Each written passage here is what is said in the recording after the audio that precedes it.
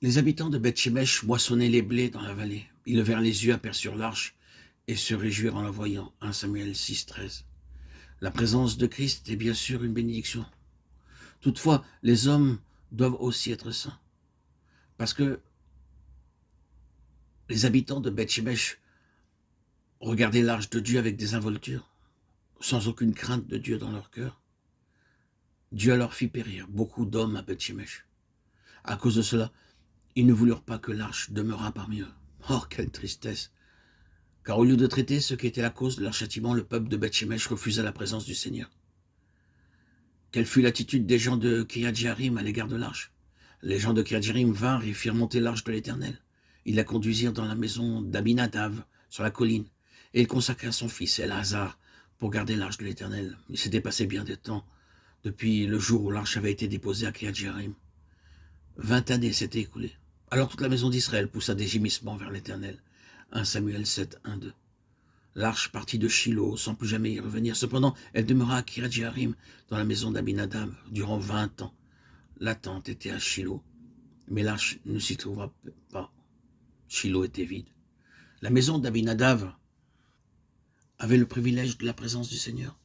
Nous devons remarquer d'une part que l'arche ne retourna plus à Shiloh, et d'autre part, nous poser franchement cette question.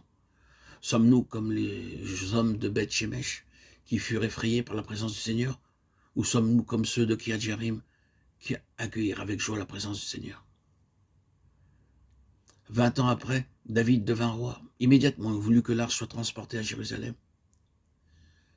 David tint conseil avec les chefs de milliers et de centaines, avec tous les princes. Et David dit à toute l'assemblée d'Israël, si vous le trouvez bon, si cela vient de l'Éternel notre Dieu, envoyons des messagers de tous côtés vers nos frères qui restent dans toutes les contrées d'Israël, et aussi vers les sacrificateurs et les Lévites dans les villes où sont leurs banlieues, afin qu'ils se réunissent à nous et ramenons auprès de nous l'arche de notre Dieu, car nous ne nous en sommes pas occupés du temps de Saül.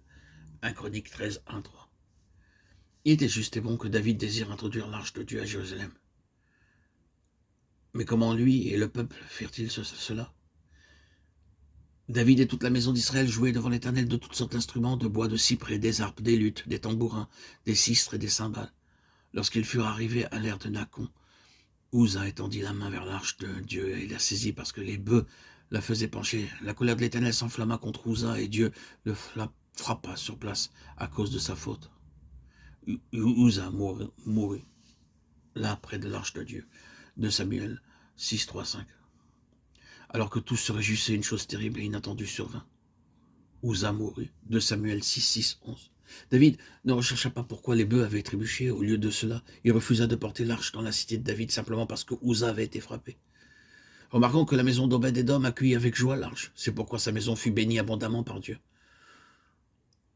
Nous devons de nouveau nous demander, repousserons-nous la présence de Dieu lorsqu'il nous discipline? Ou à l'exemple de la maison d'Obed-Édom, serons-nous accueillants à l'égard de sa divine présence? Et ainsi bénéficierons de cette merveilleuse présence et bénédiction.